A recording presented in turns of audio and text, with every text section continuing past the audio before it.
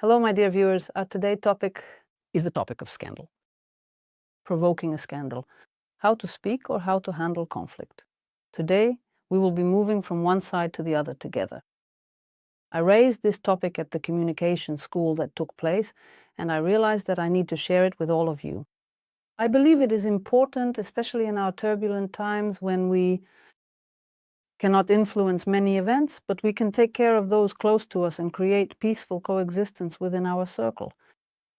So let's imagine ourselves as those who have had enough of everything. The one who has decided to speak out about everything. When we are in this state, we are completely convinced that we have been silent for too long, endured too much, and pretended for too long. Our patience has run out, and we need to say everything that's on our mind. And at the same time, we always feel like the victim, and we are absolutely convinced that we are right. In other words, I don't see myself as a participant in these events, but only as the injured party. Now let's switch to the other side. Let's become the one who is about to be confronted with a scandal, shall we? A person who wants to start a quarrel comes in looking sullen, with a frown and furrowed brows, and you begin to feel that he is somehow, as people say, unsettling. He is dangerous, or more precisely, explosive. And you realize that this storm cloud full of thunder is about to unleash itself on you. Now let's switch roles again and become the one who feels it's time to speak out about everything. In order to start a scandal, you need to talk about problems in communication or business from the perspective of making accusations. That is, if you really want a guaranteed scandal, just make accusations. And be sure to say that this person right here is bad, that they are wrong, and you also need to add that they really need to change. That is, we unconsciously create this for ourselves again and again. We create conflict and scandal when we don't communicate from the perspective that there are problems in our relationship and that I would like to discuss them and look for a solution together. When a person speaks this way, it's as if they are also a participant in these events and they take some part of the responsibility upon themselves. And this is an uncomfortable state because there are many unconscious benefits in the scandal that we don't even admit to ourselves. A person on the one hand hates scandal, but on the other hand loves them. Why do we have an unconscious love for scandals? Well, first of all, you can finally stop holding yourself back. And many people who are in a victim state still believe that this world was created just for them, convinced that they are enduring and pretending. Here, you no longer have to pretend. Finally, I can say whatever I want, and I feel a kind of beastly freedom. When I used to restrain myself, I filtered what I said. I thought about my words. I made an effort to choose my words carefully, but now I can let it all pour out like a waterfall. And a person who pours out everything they've accumulated is like a flood that engulfs everything, everything. That is, a person collects this emotional waste, accumulates it, and forgets nothing. And at some point, the person starts to feel sick. Usually we say that our patience has run out, but in reality we've accumulated so much toxic waste that it begins to poison us.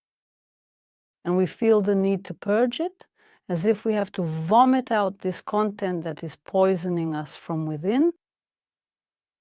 And in this accumulated content, there is always a sense that I am a suffering victim, that someone is mocking me, because this scandalous behavior is impossible if a person has doubts, if they understand that they also bear some responsibility, that they are also a participant, and if they really genuinely want to sort things out. But here there is complete certainty. And usually after a scandal, we experience a kind of hangover, much like after consuming a large amount of alcohol. This hangover is always felt by us as, on the one hand, a sense of guilt, but on the other hand, as a constant inner dialogue in which we keep proving that we were right, And so, in order not to fall victim to our own blow, not to feel like the cruel one, we need to accumulate our sense of being right. We really need to convince ourselves quite thoroughly that absolutely none of this happened because of anything we did. And when we are the ones who want to start a scandal, at that moment we resemble a wild beast that lashes out and wants to win. Let's switch sides and imagine we are the ones being confronted with a scandal. It feels as if an avalanche is coming at you, or as if a wild beast is lunging, pressing its huge paws against your chest and barking right in your face, so much so that its saliva lands on your face. And this beast, it pins you down. All you can do is mumble something in your own defense. Something like, well, of course I am completely wrong, or yes, I am just bad, you are absolutely right about that. I honestly do everything wrong all the time. In other words, just to get this unleashed beast to stop barking in our face, we have to make it listen, and the only thing it wants to hear are our excuses. That is, I have to admit defeat. And if the other person is afraid of aggression or afraid of conflict and is too dependent, then they will be the one to concede victory, right? To this furious beast that is unleashing everything it has accumulated inside them. But a quarrel always requires two people. That is, a quarrel cannot happen alone. Alone, it will just be an outburst. And so when we accumulate this dissatisfaction, on the one hand, we want that sense of freedom, that release. We want the other person to give in. That is, they should surrender to us, or justify themselves, or admit their guilt. But at the same time, it would actually be good if they also became aggressive. And many people unconsciously provoke this retaliatory aggression just to feel less guilty later on, to ease their sense of guilt. Because if I were the only one who lashed out and spat with anger, then it would be quite difficult for me afterwards. It will be hard to prove that I was right. But if I provoke the other person, if I provoke them into the same kind of aggression, then it's as if I legitimize my own behavior. So, you see, when we get into a quarrel, we have a lot of inner contradictions, and that's why after arguments we're often left with an unpleasant aftertaste, but at the same time, we feel as if we've come out of a steam bath. It's that feeling of unloading your burdens or letting go of what was weighing me down. And in the family, for example, after an argument, it's as if the atmosphere is cleared. Everyone had been keeping things inside, bottling things up.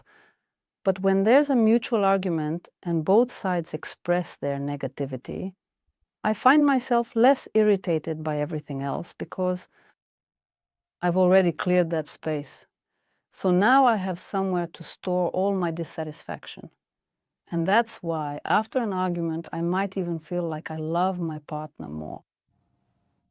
Because I was clouded by anger, clouded by grievances.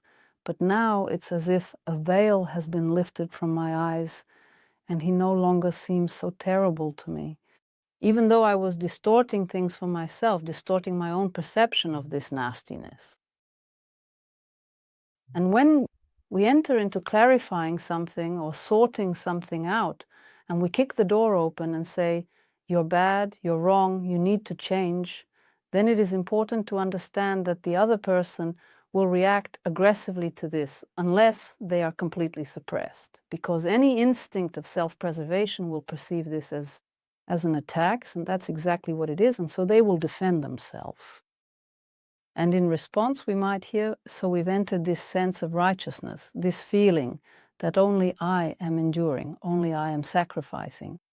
And then, in turn, we start hearing some complaints directed at us as well. But this desire to win an argument, the urge to be that dominant beast, will force us to bring out stronger and stronger arguments. So, if someone makes a complaint against us, we immediately respond with an even bigger complaint. It's like playing cards. You play a card on top, then another card, and another and another. And in this highly agitated state of mind, we start pulling out more and more heavy bricks. Then a hammer, each single time getting much bigger and significantly heavier. We bring up arguments that are sure to compromise the other person, arguments that definitely prove we are right. And when we get into a quarrel, we start picking apart some small details sometimes, but the desire to win, this determination to definitely win this battle, forces us to pull from our memories certain facts, preferably where the other person was clearly at fault, especially if they admitted their guilt. In other words, it's impossible to discuss just this particular situation because if a person feels like they're losing, they essentially pull out a folder of incriminating evidence. That is everything negative that has accumulated. It's all stored in this little folder and brought out one sheet of accusations after another. And that's why it's impossible to resolve anything. Instead, it turns into a fight for survival, so to speak.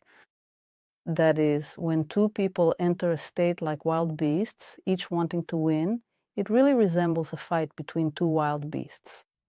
At that point, the reason for the fight is forgotten and both become caught up in the excitement with neither willing to accept defeat.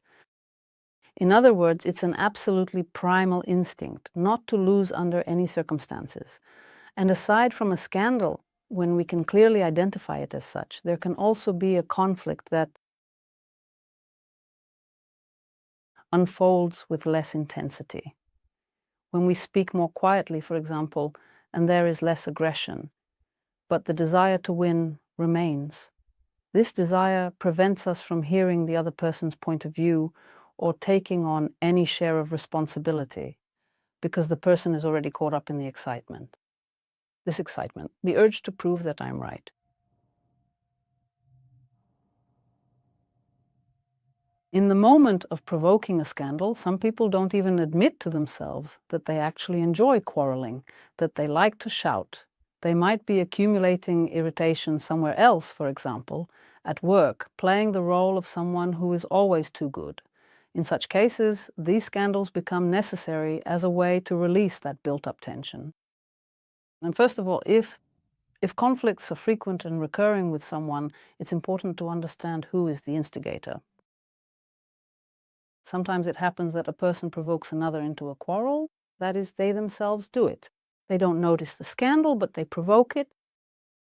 If we are talking about quarrels between close people, and I am specifically referring to quarrels, not only those obvious and loud arguments, but also the internal conflicts. For some reason, we don't consider these internal conflicts to be real arguments, even though inside we are in conflict, trying to prove our point. We win, and so on. And afterward, it becomes quite difficult to treat the person normally or to have a normal conversation with them. How can you, when inside you there is a whole battle going on, when there are constant inner battles in which you are fighting with this person, that is this inner scandal where we keep proving that we are right, where we keep saying, you need to change, you need to become different, become better. Right now, you are not good enough. You need to improve yourself. And I know how you should do it. All of this can eventually spill over into an open conflict. And for our psyche, in fact, it doesn't matter whether this argument happens outwardly or inside us. If you already, as you come to understand that scandals will not resolve anything, and you are already ready to give them up, and you already have other ways of processing your emotions, then it becomes important to recognize the person who wants to provoke a scandal. For example, when I work with groups, I often notice how a person, they wouldn't mind having an argument, whether in group sessions or consultations. And it is precisely your calm attitude and understanding of what is happening with the other person that allows you not to get drawn into the conflict. In other words, if only one person is arguing, they will shout and eventually run out of steam. It can't last very long if you don't get involved in this game. But you can only avoid getting involved if you understand all these processes. That's why when we are trying to sort things out, when we genuinely want to clarify things, and we have honestly admitted to ourselves that it's not just a desire to argue, it's important to observe how we are formulating our thoughts. And in general, are we giving space to the other person, or are we simply engaged in a monologue, pouring out our words, and with each word, diminishing the other more and more, blaming them for their faults? And are we entering into this conversation from a position of superiority, fully convinced that we have endured for a long time? Because for the other person, especially, if they haven't known you for long, it might come as a surprise. He thought everything was fine with you, you stayed silent for so long, and it turns out you quietly resented him all this time. In other words, this inability to understand what is happening within ourselves in the moment leads to accumulation and eventually to conflict. But that is a different topic altogether. If you're interested, I can tell you more about it. I'm wrapping up this video. Please share your thoughts on conflict, on people who tend to start arguments, and especially on your own desire to argue. Describe when this feeling arises in you, and with your input, we'll be able to paint a more complete picture. And I'd like to remind you that the recording of the webinar Self-Reflection is also available. There we'll be discussing how we get hurt and how we accumulate all of this inside ourselves. And I'd also like to remind you that you can get my first book. There, together, we'll be learning and exploring within the realm of our inner world. If you read carefully and listen to the guides in the book, it's almost like undergoing psychoanalysis yourself. It's available as an ebook on the website. The link is in the description. That's all for now. Goodbye and see you soon.